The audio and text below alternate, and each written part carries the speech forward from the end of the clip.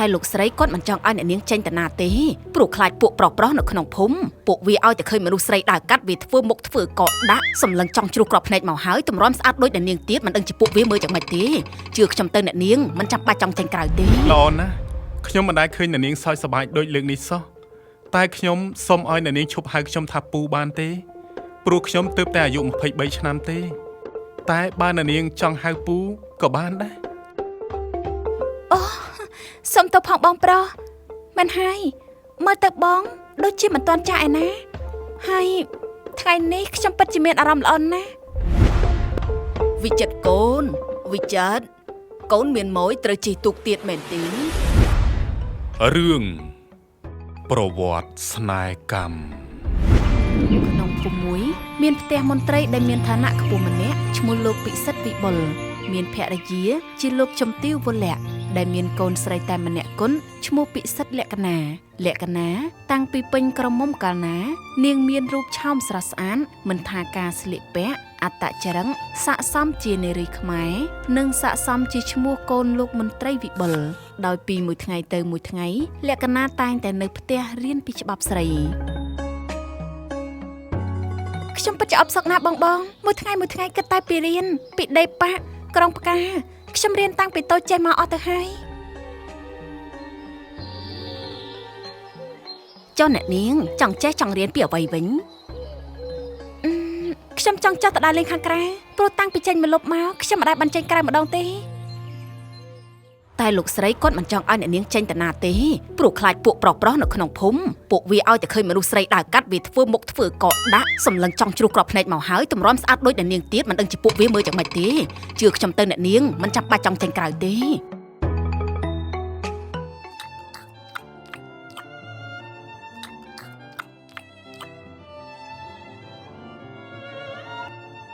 លក្ខណៈកូនមិនក៏អង្គុយមើលបែបនេះម្ហូបនេះសុទ្ធតែកូនចូលចិត្តណា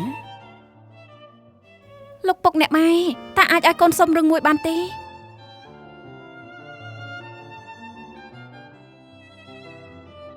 រឿងអ្វីទៅកូនកូនចង់សុំលោកទាំងពីរអនុញ្ញាតសុំទៅដើរលេងនៅខាងក្រៅនឹងគេបានម្ដងកូនមួយថ្ងៃនៅតែក្នុងផ្ទះហើយមុខវិជ្ជាការងារស្ត្រីកូនរៀនចេះអស់ហើយបើកូនធុញកូនអាចដើរក្នុងបរិវេណផ្ទះយើងបានតើបរិវេណផ្ទះយើងធំមានទាំងសួនផ្កាសួនដំណាំមានទាំងស្រះឈុកដើរកូនមិនចាំបាច់ចេញទៅក្រៅទេតែកូនចង់ចេញទៅខាងក្រៅចង់ទៅដើរលេងផ្សារនិងចង់មើលភូមិស្រុកផង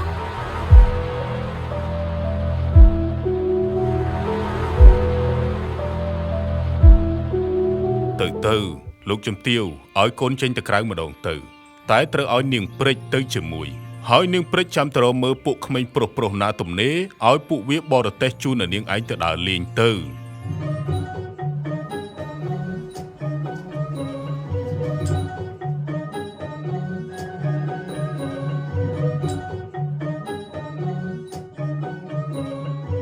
បងប្រេងខ្ញុំមិនដែលបានមកផ្សារទេខ្ញុំខំគិតថាផ្សាររញ៉េរញ៉ៃហើយក៏ខ្វក់អន្តាមានដឹងថាផ្សារអ៊ូអហើយសម្បូររបស់ល្អស្អាតប្លែកច្រើនណាស់ចាអ្នកនាងបងប្រេងបងចង់បានអីបងរើសមួយទៅខ្ញុំចេញប្រាក់ខ្ញុំមិនប្រាប់លោកពុកទេអ្នកនាងលលេងជាមួយខ្ញុំតែដឹងអីអញ្ចឹងខ្ញុំលែងគួរសមហើយណាអំឡុងពេលនាងព្រិចរើសរបស់លក្ខណៈបានលួចទៅដើរលេងមាត់ទន្លេហើយបានឃើញមានវិចិត្រដែលជាអ្នករត់ទូកដស៊ីឈ្នួលទូកចម្លងពីត្រើយម្ខាងទៅត្រើយម្ខាងវិចិត្រជាកូនទួលក្នុងគ្រួសារអ្នកធ្វើស្រែចម្ការពូរត់ទូងពូមានជាប់ចាំម៉ួយទេបាទអ្នកនាងអត់មានទេអ្នកនាងចង់ឆ្លងទៅត្រើយម្ខាងមែនទេចាអត់ទេខ្ញុំចង់ឲ្យពូទូកជូនខ្ញុំជិះមើលទេសភាពតាមដងទន្លេនេះបន្តិចបាទអ្នកនាងអញ្ជើញឡើងទូកមកប្រយ័ត្នផងណា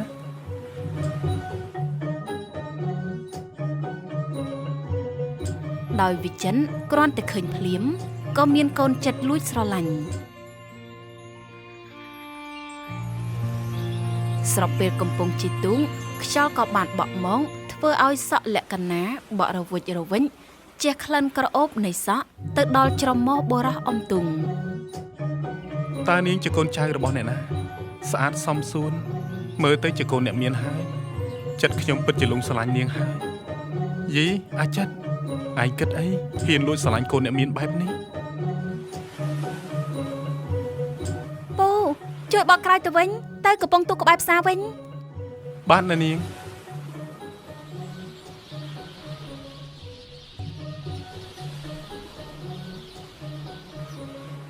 អស់ប្រហែលប្រាក់ដែរពូ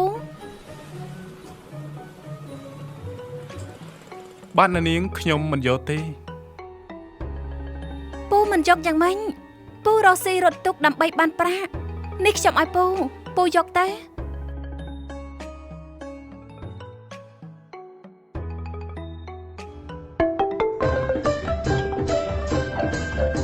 អ្នកនាងមកពីណាខ្ញុំភ័យឡើងបែកញើសជក់ខ្លួនហើយអូយប្រលឹងបុនដំចូលសពគ្រប់មកវិញមកខ្ញុំឃើញបងសបាយរើអីវ៉ាន់ពេងក៏ដើរមកលេងនៅមាត់ទឹកមួយផ្លែតនឹងណាអ្នកនាងលើក្រោយកុំធ្វើអញ្ចឹងបើលោកម្ចាស់ដឹងខ្ញុំដឹងតែបាច់ឈាមហើយតើបងយ៉ាងទៅផ្ទះវិញពីមួយថ្ងៃទៅមួយថ្ងៃលក្ខណៈតែងតែមកជិះទូករបស់ចិនមើលទេសភាពនៅមាត់ទន្លេពេលខ្លះជិះពេលព្រឹកព្រលឹមពេលខ្លះជិះមើលសូរិយាអស្តង្គតពូយកថ្លៃទូកប្រហែលដែរថ្ងៃនេះ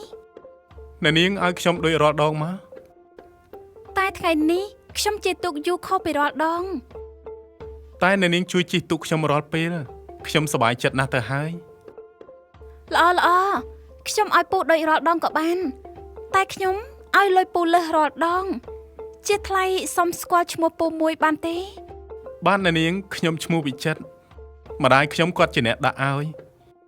គាត់ថាឈ្មោះនឹងមានន័យថាអ្នកមានវាសនាខ្ពស់មានសំណាងល្អ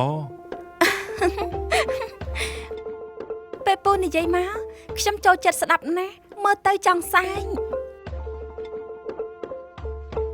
ល្អណាស់ខ្ញុំមិនដែលឃើញអ្នកនាងសើចសប្បាយដូចលើកនេះសោះតែខ្ញុំសូមឲ្យអ្នកនាងឈប់ហៅខ្ញុំថាពូបានទេព្រោះខ្ញុំទើបតែអាយុ23ឆ្នាំទេតែបើអ្នកនាងចង់ហៅពូក៏បានដែរអូសុំទៅផងបងប្រុសមិនហើយមើលទៅបងដូចជាមិនទាន់ចាស់ឯណាហើយថ្ងៃនេះខ្ញុំពិតជាមានអារម្មណ៍ល្អណាស់កាលដែលជីទូករាល់ថ្ងៃនិយាយលេងជាមួយគ្នាដោយមានភាពចុះសម្រុងល្អក៏បានធ្វើឲ្យពួកគេទាំងពីរនាក់មានអារម្មណ៍ថាចូលចិត្តគ្នាទៅវិញទៅមក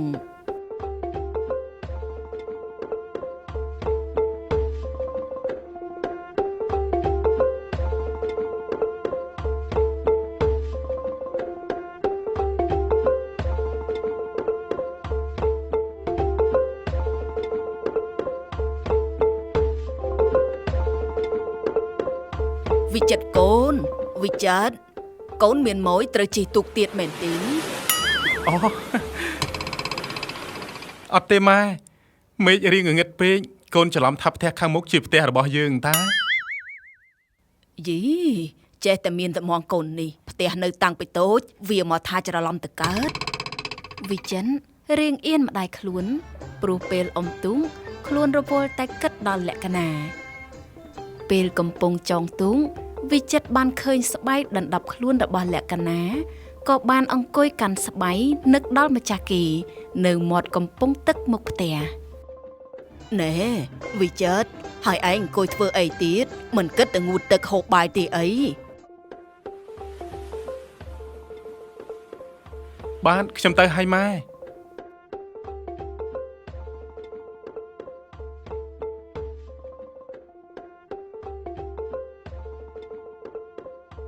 អោស្បែកអើយយើងនឹកម្ចាស់ឯងខ្លាំងណាស់យើងមិនដឹងថាម្នាក់នោះមានចិត្តមកលើយើងបែបណាទេតែយើងនឹងគិតសារភាពស្នេហ៍ទៅកាន់នាងឲ្យនាងបានដឹងទោះបីជាយើងដឹងថាវាមានសង្ឃឹមតែ 1% ក៏ដោយចុះបងប្រុសបាទនាងហើយបងគិតដល់ណាខ្ញុំហៅបងពី3ដងហើយខ្ញុំចេះតែអង្គុយគិតពីនេះពីនោះទៅ នេះជាស្បែករបស់អ្នកនាងដែលអ្នកនាងភ្លេចកាលពីថ្ងៃមុនចុះថ្ងៃនេះអ្នកនាងចង់ជិះទូកទៅណាដែរទេសំទោសបងប្រុសថ្ងៃនេះខ្ញុំដូចជាចង់ដើរមើលក្នុងភូមិវិញម្ដងចុះអ្នកនាងគិតដើរតែម្នាក់ឯងទេចុះឯណាអ្នកដែលឈ្មោះព្រិចមិនដេចក៏មិនឃើញមកជាមួយអ្នកនាងដូចរាល់ដងអញ្ចឹងថ្ងៃនេះមានអារម្មណ៍ថាមិនសូវសប្បាយចិត្តមិនចង់ឲ្យមានអ្នកណាមកបៀតខ្លួនអ្នកនាងជាស្រីដើរលេងតែម្នាក់ឯងមិនសូវល្អទេតើអាចឲ្យខ្ញុំទៅតាមកុំដរអ្នកនាងនិយាយបានទេល្អអន្តាព្រោះពេលខ្ញុំនិយាយជាមួយនឹងបងមានអារម្មណ៍ថាល្អអញ្ចឹងយើងដើរបណ្ដានិយាយគ្នាបណ្ដាទេតើអ្នកនាងមានរឿងអ្វីត្រូវគិតមែនទេព្រោះអ្នកនាងមានទាំងសម្រស់ទ្រព្យធនហើយនោះតែបើអ្នកនាងមិនចង់ប្រាប់ក៏មិនអីដែរជីវិតជាអ្នកមានអ្នកណាក៏គេចង់បានដែរតែជីវិតមានសេរីភាពម្នាក់គ្មានអ្នកណាគិតដល់ទេមិនដូចអ្នកនាងគិតទេមនុស្សម្នាក់តែងតែចង់បានខុសគ្នាប្រៀបដូចជាសត្វចាបមួយគូនោះអញ្ចឹងមានត្រឹមតែកន្លែងគេងគ្មានអ្នកមករំខានមានត្រឹមចំណីស៊ីមួយពេលនិងសេរីភាពចង់ហោះហើរទៅណាក៏បានតែចាប់ខ្លះបែរជាចង់នៅក្នុងទ្រុងមិនបាច់ហត់ធ្វើសម្បុកមិនបាច់រកចំណីមានគេយកចំណីមកឲ្យស៊ីស្រាប់គ្រាន់តែគ្មានសេរីភាពហោះហើរទៅណាបានតែប៉ុណ្ណឹងបងប្រុសនិយាយត្រូវណាស់ខ្ញុំប្រៀបបានដូចជាចាមនៅក្នុងទ្រុងអញ្ចឹងតែខ្ញុំចង់បានជីវិតដូចចាមលើដើមឈើនោះជាងរស់នៅសប្បាយចិត្តបើអ្នកនាងចង់បានជីវិតដូចចាបនៅលើដើមឈើនោះតើអ្នកនាងឲ្យខ្ញុំធ្វើជាចាបឈ្មោលមួយនោះតាមកំដរមើលថែអ្នកនាងបានទេខ្ញុំដឹងថាខ្លួនខ្ញុំនៅកម្រិតណាឲ្យខ្ញុំសុំទោសផងចុះអ្នកនាងដែលខ្ញុំនិយាយបែបនេះតែខ្ញុំពិតជាចង់ឲ្យអ្នកនាងដឹងពីចិត្តរបស់ខ្ញុំដែលខ្ញុំស្រឡាញ់អ្នកនាងពិតមែនអាចទុកពេលឲ្យខ្ញុំគិតសិនបានទេប្រសិនបើថ្ងៃស្អែកយើងមាននិស្ស័យជួបគ្នាខ្ញុំនឹងឲ្យឱកាសបងតាមមើលថែខ្ញុំ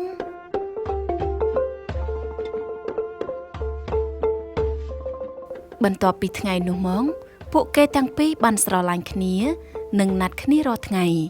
ដើរផ្សារជិះកង់ដប់គ្នាដើរលេងជិះទូកបេះផ្កាឈូកដែលធ្វើឲ្យអ្នកភូមិបានដឹងពីទំនាក់ទំនងពួកគេហើយបាននិយាយតគ្នារហូតឮដល់លោកពិសិដ្ឋវិបុលណែនាងព្រិចយើងឲ្យឯងទៅតាមកំដរកូនស្រីយើងមិនបានជាបណ្ដោយឲ្យកូនស្រីយើងទៅតាក់ទងនឹងអាកូនអ្នកក្ររហាមនោះហ៎ចាលោកប្រុសខ្ញុំមិនបានដឹងរឿងអីទេពេលដែលខ្ញុំទៅអ្នកនាងគាត់ឲ្យខ្ញុំចាំគាត់នៅតែក្នុងផ្សារទេយើនាងព្រិចឯងចង់ត្រូវមែនទែនហើយយើងឲ្យឯងទៅតាមមើលកូនស្រីយើងឯងបែរជាឲ្យកូនស្រីយើងទៅណាតាមតែចិត្តបើអញ្ចឹងដដែលយើងឲ្យឯងទៅតាមធ្វើស្អីហ៎បើពេលហ្នឹងខ្ញុំមិនធ្វើតាមអ្នកនាងនៅវាយខ្ញុំមិនខានតែឯងមិនខ្លាចយើងទេឆាប់យកនាងព្រិចចេញទៅបង្អាក់បាច់3ថ្ងៃឲ្យដឹងកំហុសអត់ទោសខ្ញុំផងលោកម្ចាស់ខ្ញុំដឹងខុសហើយអាចនឯងទៅតាមដានកូនស្រីយើងថានាងឧស្សាហ៍ទៅជួបអាប្រុសម្នាក់នោះនៅកន្លែងណាហើយយកមកប្រាប់យើង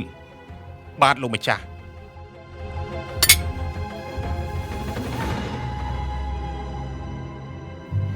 លោកបងកូនសុំចេញទៅផ្សារជាមួយបងព្រិចហើយណាឲ្យអាចនជូនកូនទៅនាងព្រិចទើបទៅសុំពុកទៅលេងស្រុកទៅមើលពុកម៉ែរបស់គេមួយរយៈចាបងតោះបងចាន់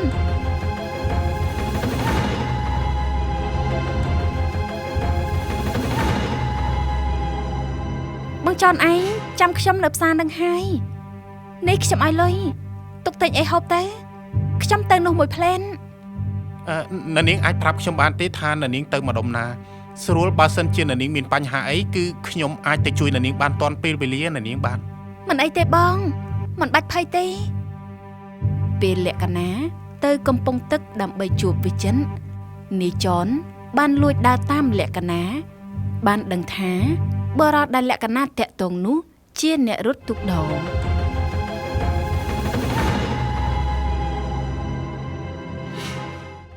លោកម្ចាស់គឺខ្ញុំបានដឹងថាប្រុសម្នាក់នោះជាអ្នកណាហើយគឺជាអ្នករត់ទុកដនៅឯកំពង់ទឹកក្បែរផ្សារមានឈ្មោះថាវិចិត្រល្អអញ្ចឹងស្អែកនេះឯងនាំយើងទៅជួបវាឯងនឹងឈ្មោះវិចិត្របាទលោកគឺខ្ញុំនឹងហើយលោកមានការអ្វីមែនទេយើងមកនេះចង់និយាយរឿងកូនស្រីរបស់យើងលក្ខិណាឯងហ៊ានស្រឡាញ់កូនស្រីយើងឯងមានបានមើលខ្លួនឯងទេហ៎កូនយើងតាំងពីតូចមកមិនដែលលំបាកទេបើនាងចង់បានអីក៏យើងឲ្យគ្រប់យ៉ាងចុះឯងត្រឹមជាអ្នករត់ទូកមួយថ្ងៃបានប្រមាណយកទៅចិញ្ចឹមខ្លួនឯងមិនរួចផងឬឯងគិតថាពេលដែលបានរៀបការជាមួយនឹងកូនស្រីយើងហើយមានទ្រព្យសម្បត្តិស្រាប់កុំគិតឲ្យសោះណាបាទលោកម្ចាស់ខ្ញុំដឹងថាខ្លួនខ្ញុំនៅទីណាតែខ្ញុំស្រឡាញ់លក្ខណៈដោយបេះដូងពិតមិនបានគិតទៅលើទ្រព្យសម្បត្តិនោះទេបានហើយពាក្យបែបនេះឯងនិយាយបានតែបោកចិត្តកូនស្រីយើងតែប៉ុណ្ណោះទេបើកូនស្រីយើងមិនមែនជាអ្នកមានឯងក៏ប្រហែលជាមិនស្រឡាញ់នាងដែរចាប់ពីពេលនេះតទៅឯងឈប់តាក់ទងកូនស្រីយើងទៀតបើយើងដឹងថាឯងនៅតែតាក់ទងទៀតនោះយើងនឹងលែងនិយាយហើយយើងនឹងលែងធေါ်ក្តៅហើយណា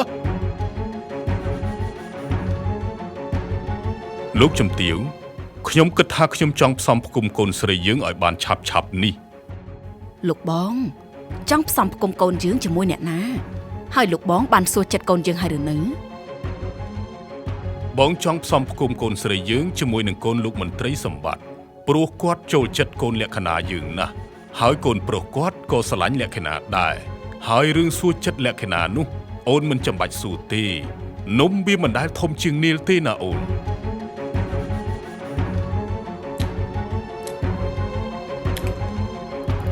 កូនថ្ងៃនេះទៅផ្សារទៀតហើយមែនទេចាអ្នកម៉ែចាប់ពីថ្ងៃនេះទៅពុកឈប់ឲ្យឯងចេញទៅក្រៅហើយឯងត្រូវនៅផ្ទះរៀបចំខ្លួនត្រៀមចូលរោងការជាមួយនឹងកូនរបស់លោកសម្បត្តិពុកនិយាយថាម៉េចខ្ញុំត្រូវរៀបការពុកមិនតាន់សួរចិត្តខ្ញុំទេថាខ្ញុំព្រមឬមិនព្រមមិនបាច់តវ៉ាអីទេឯងជាកូនឯងត្រូវតែធ្វើអ្វីដែលយើងរៀបចំពុកគិតតែពីចិត្តខ្លួនឯងពុកមិនខ្វល់ពីចិត្តកូនទេម៉េចចង់ឲ្យយើងតាមចិត្តឯងទៅយកអាអ្នករត់ទូកដកក្ររហាមនឹងមែនទេហ៎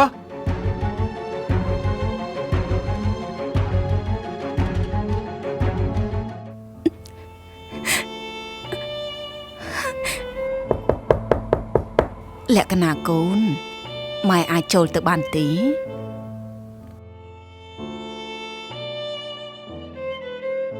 ចាអញចេញចូលមកចុះតើពាក្យពុកកូននិយាយថាកូនស្រឡាញ់គ្នាជាមួយអ្នកទូកដមម្នាក់នោះពិតមែនឬទេចារឿងហ្នឹងគឺពិតមែនម៉ែដឹងថាឪពុកម្ដាយគ្រប់រូបបង្កើតកូនមកបានត្រឹមតែរូបរាងតែมันអាចបង្កើតចិត្តកូនដូចចិត្តឪពុកម្ដាយចង់បានឡើយប៉ុន្តែកូនគួរតែយល់ចិត្តឪពុកម្ដាយដែលខំចិញ្ចឹមកូនផងគ្មានឪពុកម្ដាយណាម្នាក់ចង់ឲ្យកូនខ្លួនមិនបានល្អទេតែកូនពិតជាស្រឡាញ់គ្នាដោយបេះដូងមិនមែនដោយសារតែផលប្រយោជន៍ទេកូនគួរយល់ចិត្តលោកឪពុកផងខំមើលថែកូនខ្លាចកូនហន់ខ្លាចកូនលំបាកដល់ពេលកូនទៅស្រឡាញ់បុរសដែលកូនរើសតាមចិត្តខ្លួនឯងជាអ្នកគ្មានទ្រព្យធនឪពុកកូនច្បាស់ណាស់នឹងមិនជួយជ្រោមជ្រែងកូនឡើយកូននឹងលំបាកដើម្បីមនុស្សដែលកូនស្រឡាញ់កូនសុខចិត្តលំបាកគ្រប់យ៉ាងអ្វីបាបបងចិនគាត់ក្រទ្រព្យមែនតែកូននៅចិត្តគាត់មានអារម្មណ៍ថាសប្បាយចិត្តកក់ក្ដៅហើយសុវត្ថិភាពពាក្យកូននិយាយថាកូនស៊ូលំបាកកូននិយាយស្រួលណាស់តែការពិនមិនអាចទេកូនធំធាត់មកដល់ពេលនេះកូនមិនលំបាកទេតែប៉ុណ្ណេះបានហើយកូនមិនចាំបាច់និយាយទៀតទេម្ដាយសុំកូនទៅរឿងមួយនេះទេសុំកូនធ្វើតាមអ្វីដែលលោកឪពុករៀបចំឲ្យកុំធ្វើកូនអកតញ្ញូអីព្រោះគ្រប់យ៉ាងចង់ឲ្យកូនល្អទេ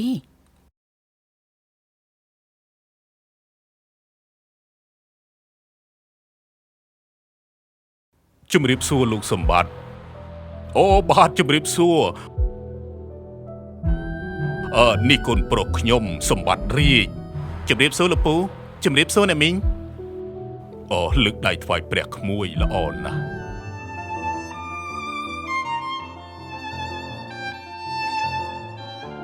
ខ្ញុំមកថ្ងៃនេះមិននិយាយអ្វីវែងឆ្ងាយទេគឺចង់មកសុំចូលស្ដីដណ្ដឹងលក្ខណៈកូនស្រីរបស់លោកឲ្យមកកូនរាជកូនខ្ញុំនេះតើលោកគិតយ៉ាងណាដែរនឹងអូបាទមិនអីទេលបងយើងរាប់អានគ្នាយូរហើយណាមួយគ្រួសារយើងទាំងពីរនាក់ក៏ស័ក្តិសមគ្នាដែរអញ្ចឹងចាំរកពេលវេលាណាល្អមកចូលស្ដីដណ្ដឹងតាមប្រពៃណីមកលោកនៅមិនទាន់សួរកូនស្រីទេថានាងព្រមឬក៏អត់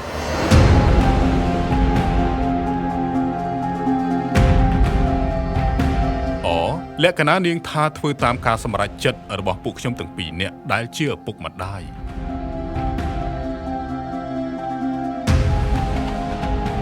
ពុកបានលើកឯងឲ្យតកូនរាជហើយចាប់ពីពេលនេះតទៅកូនមិនត្រូវចេញទៅណាទាំងអស់រហូតដល់ថ្ងៃការនាងព្រិចឯងត្រូវមើលថែនៅនាងឯងឲ្យបានល្អកុំឲ្យដូចមុនទៀតឲ្យសោះណាកូនស្អប់លោកពុកណាពុកយល់ទៅចិត្តខ្លួនឯងពុកចេញទៅខ្ញុំមិនចង់ជួបពុកទេមួយខែក្រោយមកផ្ទះរបស់លោកមន្ត្រីពិសិដ្ឋវិបុលក៏បានរៀបចំពិធីមង្គលការលក្ខណៈជាមួយនឹងសម្បត្តិរាញដែលធ្វើឲ្យល្បីពេញភូមិឮដល់វិចិត្រជាម្ចាស់ចិត្តលក្ខណៈ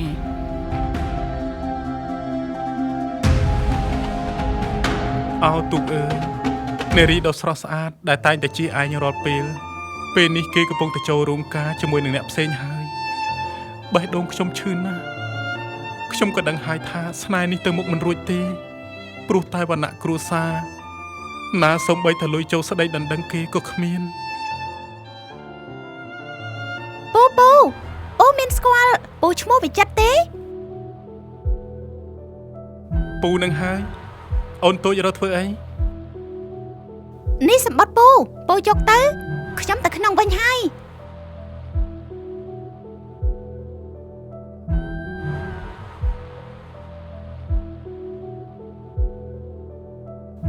ម្ចាស់ស្នេហ៍អូន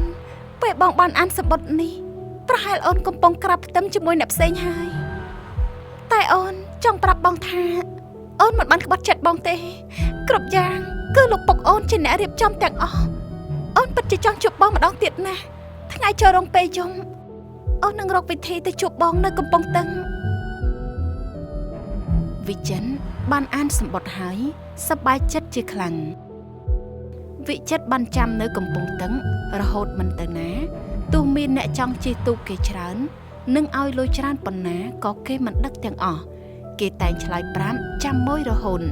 យប់នៃថ្ងៃចូលរោងមនុស្សម្នាបានអស់កម្លាំងគ្រប់គ្នាបានដេកលំលក់ជាឱកាសល្អលក្ខណៈបានលួចចេញទៅជួបម្ចាស់ស្នេហ៍ខ្លួន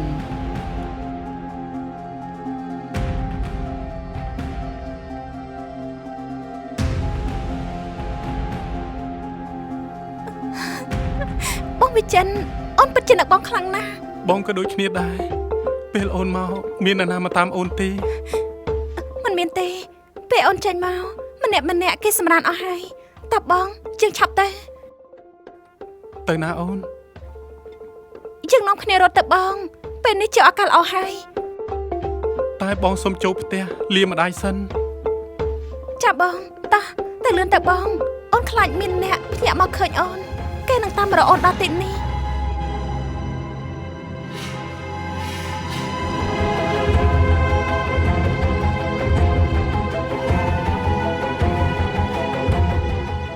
ម៉ែ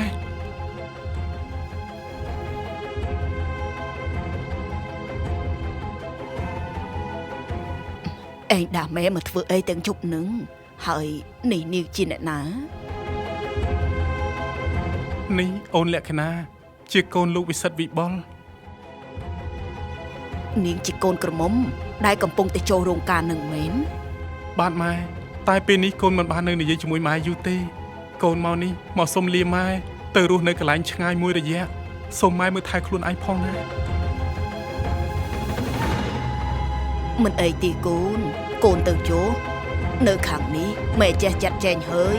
តែកូនត្រូវចាំថាផ្លូវនៃសេចក្តីស្នេហាមិនងាយស្រួលដើរនោះទេឧបសគ្គជាច្រើនមកជាហូរហែ កូនទាំងពីរត្រូវតែតស៊ូនិងគិតដល់គ្រាមួយនេះចូលកូនជំនះឲ្យបានណានោះពន្លឺនៃសុភមង្គលនឹងមានមកកូនទាំងពីរសូមកូនទៅទីណាមានសុវត្ថិភាពបាទម៉ែកូនលាម៉ែសិនហើយ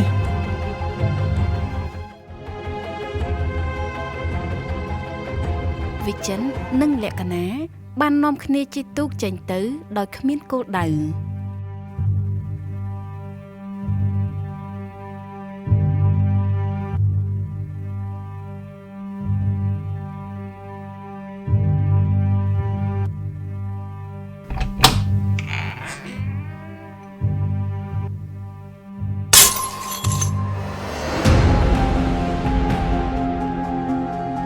ហាបាត់អ្នកនាងទៅណាទៅប្រាប់លោកម្ចាស់សិនលើកនេះខ្ញុំស្លាប់មិនខាន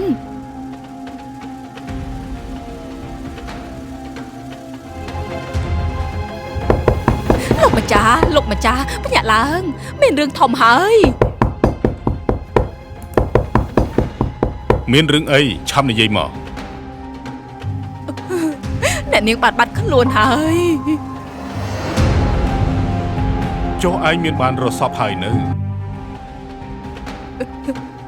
ទេលោកម្ចាស់ខ្ញុំភ័យពេកខ្ញុំខ្លាចអ្នកនាងរត់បាត់បញ្ញាប់មកប្រាប់លោកម្ចាស់សិនតែម្ដងមែនហើយបងខ្ញុំដូចជាមានអារម្មណ៍មិនស្រួលសោះនាងព្រិចឆាប់ឲ្យគេទៅរកកូនយើងឲ្យលឿន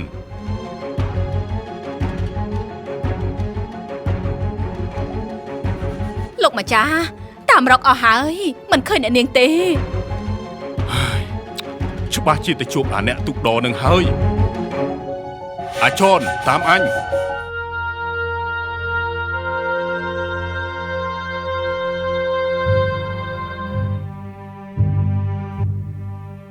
មិនក៏មិនឃើញទូកវាអញ្ចឹងអាចនឯងឆាប់ទៅសួរអ្នករត់ទូកដរផ្សេងមើលថាផ្ទះវានៅឯណាលោកម្ចាស់គឺខ្ញុំបានដឹងថាផ្ទះរបស់នីវិចិត្រនោះនៅឯណាហើយគឺនៅត្រើយម្ខាងនៃទន្លេឯងឆាប់ទៅរកទូកមកយើងទៅផ្ទះវាឥឡូវនេះមកចាប់ផ្ទះមាននរណានៅផ្ទះអត់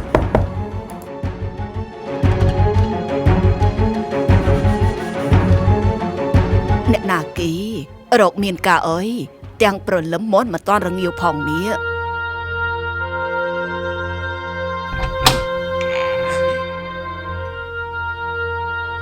តើអ្នករត់ទុកដល់ឈ្មោះវិចិត្រជាកូនរបស់អ្នកមែនទេចានឹងហើយលោក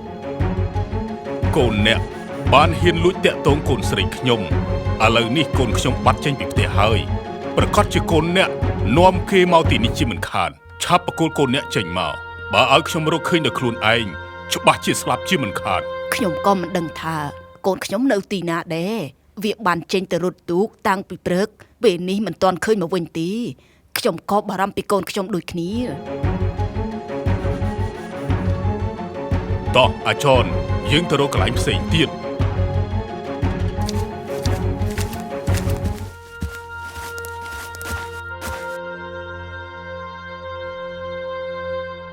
លោកបងមានរកឃើញកូនស្រីយើងទេរកមិនឃើញទេបងទៅគ្រប់កន្លែងដែលកូនយើងធ្លាប់ទៅជួបអាចិតអស់ហើយម្ដាយគេក៏មិនដឹងសួរអ្នករត់ទុកផ្សេងទៀតគេក៏មិនឃើញហើយបងអស់សង្ឃឹមហើយហេតុអីក៏កូនស្រីតែម្នាក់ធ្វើឲ្យបងអាម៉ាស់មុខយ៉ាងនេះកំហុសមកពីបងបង្ខំកូនឥឡូវខ្ញុំបាត់កូនស្រីហើយលក្ខណៈកូនម្ដាយអើយមិនកូនធ្វើបែបនេះឲ្យម្ដាយជោគមុខទៅជួបគេមិននឹងកើនអស់រយៈពេល 2-3 ថ្ងៃលក្ខណៈបានឃើញទីទួលមួយសមល្មមឲ្យពួកគេសាងជីវិតថ្មីបងមើលណោះកន្លែងនោះមានទូកគេច្រើនណាស់ជិះទៅចូលមើលគេធ្វើអីគេ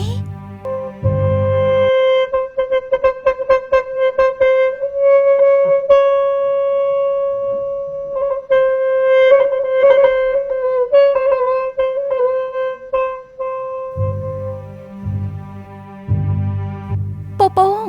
គេនាំគ្នាធ្វើអីបានជាមានទូកមកផ្ដុំគ្នាច្រើនម្ល៉េះអូ ទុកទាំងនោះសុទ្ធតែជាទុកនេសាទហើយទុកធំនោះគឺជាទុកអ្នកដែលដើរប្រមូលទិញត្រីពីពួកយើងដែលយើងរកបាន អញ្ចឹងគេចេញនេសាទនៅម្ដុំចិត្តនេះមែនទេពូ អត់ទេគេនេសាទនៅកន្លែងទន្លេឯណោះវិញ ចុះផ្សារនឹងភូមិគេនៅខាងណាវិញដែរពូ នាងជិះទូកទៅកើតប្រហែលជា30នាទីអីទៅនាងនឹងបានឃើញកំពង់ទឹកផ្សារគេហើយណែពូទៅឯណាពូប្រញាប់ខ្លាំងណាស់ ចាអរគុណច្រើនពូ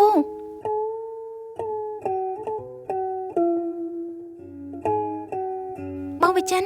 ពេលនេះអូនមានកំណត់ហើយពួកយើងនឹងជ្រើសរើសភូមិខាងនោះជាទីចាប់ផ្ដើមជីវិតរបស់ពួកយើង មែនហើយល្អណាស់អូន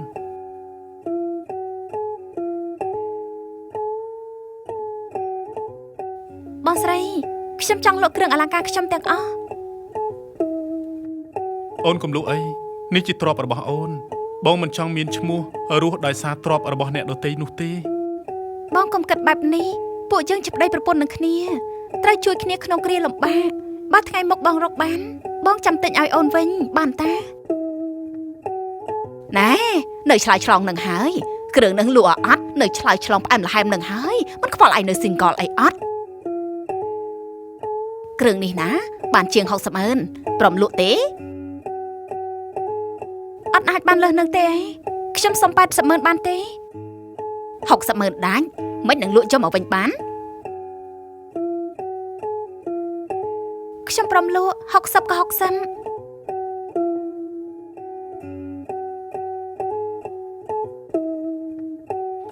លុយបានមកហើយតើអូននឹងធ្វើអ្វីបន្តទៀត បងមានលឺទេពេលជិះទូកមកអ្នកនៅភូមិនេះគេរកស៊ីនេសាទអូនគិតថាយើងមានទូកហើយគ្រាន់តែទិញសំណាញ់នឹងម៉ងដាក់ត្រីទៅក៏បានហើយក៏មានអ្នកចាំមកទិញទៀត អូនពិតជាឆ្លាតមែនតែប៉ុណ្ណេះយើងមិនដាច់ពោះទេតែឥឡូវនេះយើងមិនមានកន្លែងតាំងទីលំនៅទេ យើងសាកទៅសួរមេភូមិថាមានដីណាទំនេរអាចចែកឲ្យយើងសុំធ្វើកន្លែងតាំងទីលំនៅបានសិនបន្ទាប់ពីពួកគេទាំងពីរបានរកកន្លែងអាចតាំងទីលំនៅបានហើយវិចិត្រនិងលក្ខណៈបានរស់នៅជាមួយគ្នាយ៉ាងសប្បាយចិត្តដោយវិចិត្រជាអ្នកនេសាទត្រីឯលក្ខណៈនៅផ្ទះចាត់ចែងការងារផ្ទះនិងជួយយកត្រីដែលរកបានទៅលក់នៅទីផ្សារដែលអាចឲ្យពួកគេបានមួយរស់តែដោយលក្ខណៈជាស្ត្រីដែលបានរៀនមានចំណេះដឹងការគិតគូរលក្ខណៈតែងតែលួចសន្សំលុយដែលបានពីការលក់ត្រីរាល់លឹងបងអូនគិតថាចង់ទិញដីក្បែរផ្ទះយើងបន្ថែមទុកគ្រាន់បានដាំបន្លែហូបផ្លែដើម្បីយកទៅលក់យកលុយមកបន្ថែម គំនិតអូនល្អអន្តាតែយើងបានលុយមកពីណាបើរាល់ថ្ងៃយើងរកបានតែម្ហូបហ្នឹង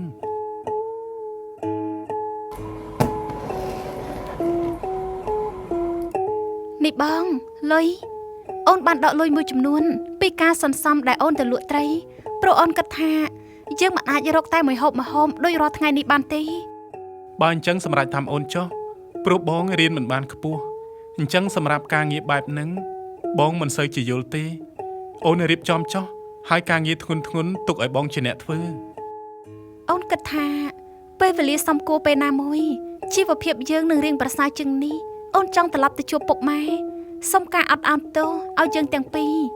ដោយយើងបានខ្លាចជាប្តីប្រពន្ធនឹងគ្នាទៅហើយ រឿងហ្នឹងបងក៏គិតដូចជាអូនអញ្ចឹងដែរដល់ពេលហ្នឹងបងសន្យាថានឹងជូនអូនទៅជួបលោកអ្នកមានគុណទាំងសងខាងពេលនេះយប់ជ្រៅហើយអូនគេងទៅ ភាពសប្បាយរបស់អ្នកទាំងពីរមិនទាន់បានយូរប៉ុន្មានផងលក្ខណៈក៏ចាប់ផ្ដើមឈឺមានជំងឺមកបៀតបៀនពេលវេលាកាន់តែដើរទៅមុខជំងឺលក្ខណៈកាន់តែធ្ងន់ធ្ងរទៅអត់ស្រាក់ស្រាន តើក្នុងខ្លួនអូនមានអារម្មណ៍ថាបានធូរខ្លះទេ មិនអីទេបងបន្តិចទៀតធូរហើយ ថ្ងៃស្អែកបងនឹងចេញទៅរកគ្រូពេទ្យមកព្យាបាលអូនឲ្យទាល់តែជា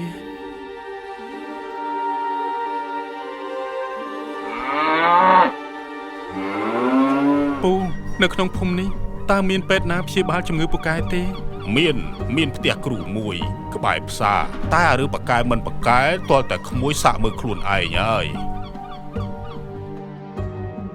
ចុះលោកគ្រូនេះឈ្មោះអ្វីដែរពូ ក្មួយទៅដល់ផ្សារក្មួយសួរគេរកផ្ទះគ្រូខ្មែរទៅគេស្គាល់ហើយ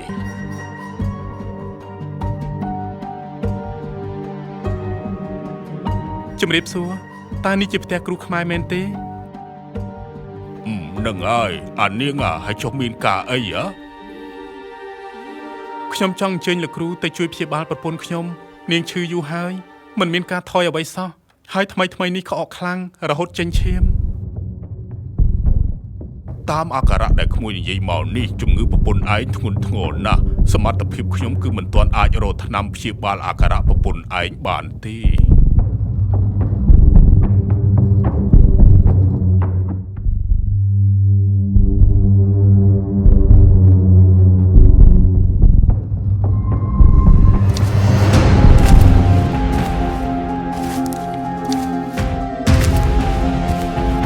មានបញ្ហាអីបានមកអង្គុយយំនៅទីនេះ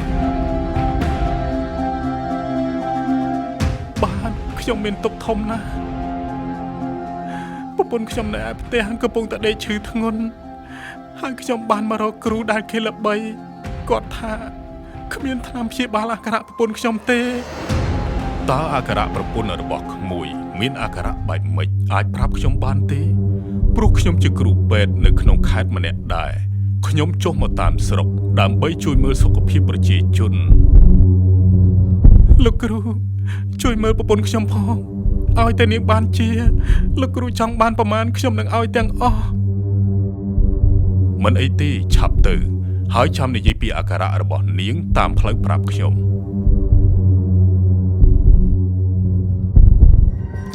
ក្រឡេកទៅលោកពិសិដ្ឋវិបុលតែងតែព្យាយាម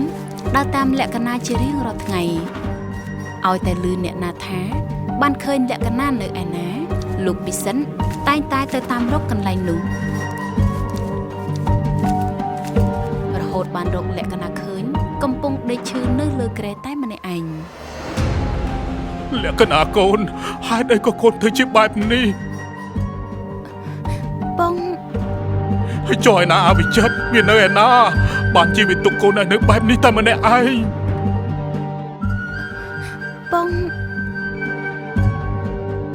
កូនមិនបាច់និយាយអីទេពុកនឹងនាំកូនទៅផ្ទះយើងវិញពុកនឹងរកគ្រូពេទ្យមកព្យាបាលកូនឲ្យទាល់តែជាអាចនឯងឆាប់រៀបចំទុកឲ្យកូនយើងបានដេកឲ្យបានស្រួលយើងនឹងនាំលក្ខណៈទៅផ្ទះយើងវិញបាទលោកម្ចាស់បាទ លោកពិសិដ្ឋវិបុលបាននាំយកលក្ខណៈចេញទៅផ្ទះរបស់ខ្លួនវិញ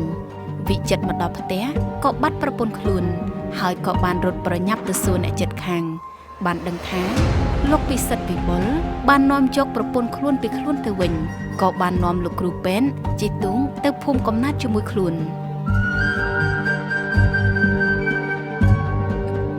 ពុទ្ធោលក្ខណៈកូនម្ដាយហេតុអីកូនធ្លាក់ខ្លួនដល់ថ្នាក់នេះម៉ែខំបង្កើតកូនមកមើលថែកូនមិនឲ្យកូនលំបាកសំបីតែស្រមោចខំកូនកុំម៉ែខ្លាចកូនឈឺតើហេតុអីកូនរស់ផ្លូវធ្វើឲ្យខ្លួនឯងបែបនេះបងវិចិត្របងនៅឯណា ម៉ែវាកូនយើងពិតជាស្រឡាញ់អវិចិត្រនោះខ្លាំងណាស់សូម្បីតែដល់ដំណាក់កាលនេះទៅហើយក៏នៅតែស្រែករកអវិចិត្រនោះដែរ បើសិនបងមិនបំបាច់ពួកគេពេលនោះទេកូនយើងក៏មកដល់ថ្នាក់នឹងដែរ លោកម្ចាស់អវិចិត្រវានៅមុខផ្ទះវាចង់សុំជួបមុខអ្នកនាងហើយវាបាននាំគ្រូពេទ្យម្នាក់មកជាមួយដែរបាទ លោកម្ចាស់ខ្ញុំសុំឲ្យវិចិត្រចូលមកជួបកូនយើងមកឲ្យកូនយើងបានសុំបំណងគេផងឲ្យគ្រូពេទ្យមកព្យាបាលកូនយើងផងគ្រូពេទ្យដែលល្បីក្នុងភូមិគេថា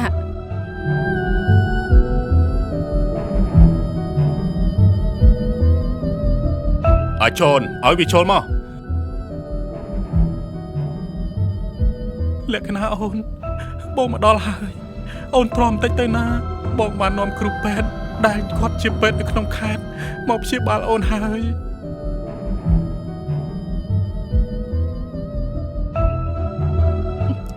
លោកគ្រូពេទ្យជំងឺកូនខ្ញុំយ៉ាងម៉េចដែរ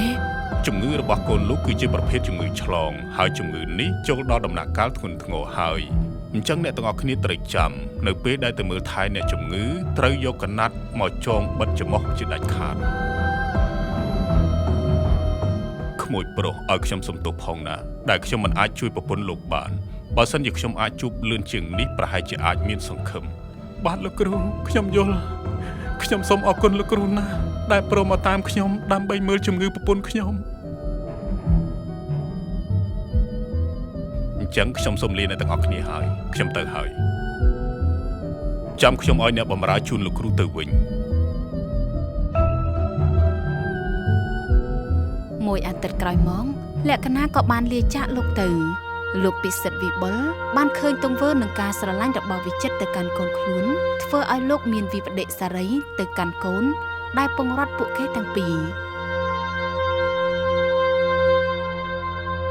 វិចិត្រចាប់ពីពេលនេះតទៅតើឯងគិតយ៉ាងណាបាទលោកម្ចាស់ខ្ញុំនឹងត្រឡប់ទៅផ្ទះរបស់ខ្ញុំវិញជាមួយនឹងម្ដាយរបស់ខ្ញុំនិងរស់ស៊ីជាអ្នកនេសាទដោយដែលខ្ញុំនៅជាមួយលក្ខិណាឯងមិនបាច់ទៅទេយកម្ដាយរបស់ឯងមកនៅផ្ទះធំជុំគ្នាមកព្រោះពីថ្ងៃនេះតទៅយើងលែងមានលក្ខណៈទៀតហើយយើងនឹងទទួលយកឯងធ្វើជាកូនប្រសាររបស់យើងតទៅតែសម្រាប់ខ្ញុំលែងមានន័យហើយពេលដែលអត់ពីប្រពន្ធខ្ញុំទៅឲ្យយើងសុំទោសដែលកាលនោះយើងបំបែកពួកឯងតែពេលនឹងឯងត្រូវតែយល់ផងឯងមិនមានគោលដៅច្បាស់លាស់ហើយឪពុកម្ដាយណាទៅដែលចង់ឲ្យកូនទៅយកអ្នកដែលគ្មានគោលដៅនោះព្រោះខ្លាចកូនលំបាកបាទខ្ញុំយល់ហើយលោកម្ចាស់ពីពេលនេះតទៅកូនឈប់ហៅយើងថាលោកម្ចាស់ទៅត្រូវហៅយើងថាពុកបាទពុកចាប់ពីថ្ងៃដែលលោកពិសិដ្ឋវិបុលបានទទួលវិចិត្រជាកូនប្រសារលោកពិសិដ្ឋវិបុលបានជួយវិចិត្រក្នុងការរកស៊ីរបស់គេផងដែរនិងផ្ដល់សិទ្ធិឲ្យវិចិត្រគ្រប់គ្រងផ្ទះដោយលោកដែរកុំភ្លេចចូល Subscribe និងដាក់រូបកណ្ដឹងក្នុង Channel YouTube Drama Motion ដើម្បីទស្សនាភាពយន្តគំនូរជីវចលគុណភាពជាច្រើនទៀត